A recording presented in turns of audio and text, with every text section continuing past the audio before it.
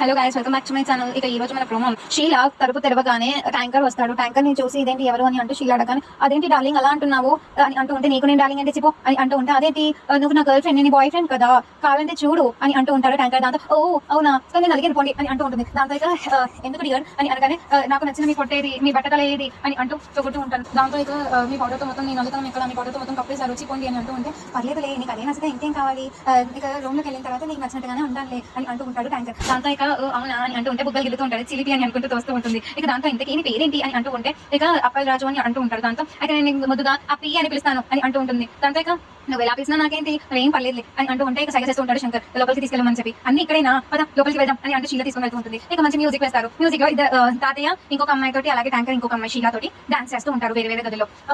వీళ్ళకి అసలు మనవరాన్ని చూసే టైంలో వీళ్ళ నాటకాలు ఎక్కువైపోతున్నాయి, ఎన్ని షోకులు చూడండి అని అనుకుంటూ ఉంటాడు శంకర్ అంటూ ఉంటాడు యాత్రి తోటి. ఇక అలా డాన్స్ చేస్తూ ఉంటారు.